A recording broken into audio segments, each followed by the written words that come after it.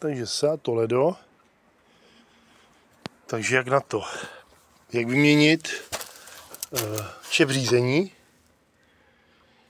a kulový čep. V každém případě, když budete měnit kulový čep, začínejte vždycky začínejte tímhletím šroubem, ale než vlastně úplně ho povolíte, tak si pak povolte pomaly, třeba na 2 otáčky, ty spodní, prostříkejte V40 a pak povolte tenhle šroub. Pokud to nepůjde, doporučuji, já neměl stahovák, takže jsem vzal tenhle, dal jsem ránu a on sám vypadnul. Jo, pokud to sundáte tady tyhle šrouby předem, tak potom nemáte do čeho bouchnout, do té nápravnice nemáte jak bouchnout a budete se s tím rvát jako blázni.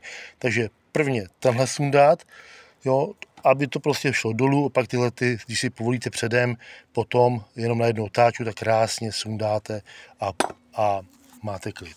Čep řízení je jednodušší, pozor na to, jak to sundáváte, bude tam poznačit si to lepenkou, odkud vlastně ho vymontováváte, jo, a protože potom byste museli udělat zbíhavost a ta zbíhavost by se měla dělat každý rok, jo. A jenom pro srandu, to jsou rok starý čepy, rok, jo, a dívej, jestli si všim podíváš, jak se hodně jezdí, já fakt ho jezdím hodně, tak po roce máš takhle zničený krásný čep, jo. Může to být speciální gumičky, jaký chceš, ale po roce prostě to musíš vyměnit. Rok a půl a musí jít prostě, jo. Tak to vypadá, jak je to vyměněný. Dívej na to. Jo, tam jsem si to poznačil, abych to měl tak nějak přesně zase. A tady ze spoda se na to podíváme, na ten čep. No a tady je vyměněný tenhle ten kulový čep. Jak vidíš, matka, nic složitýho, měl by to zvládnout každý amatér v garáži. Potřebuješ tomu jenom 2 klíče, 17 a 19.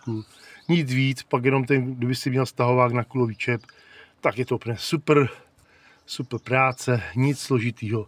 Takže hodně štěstí při práci a nic složitýho na tom není.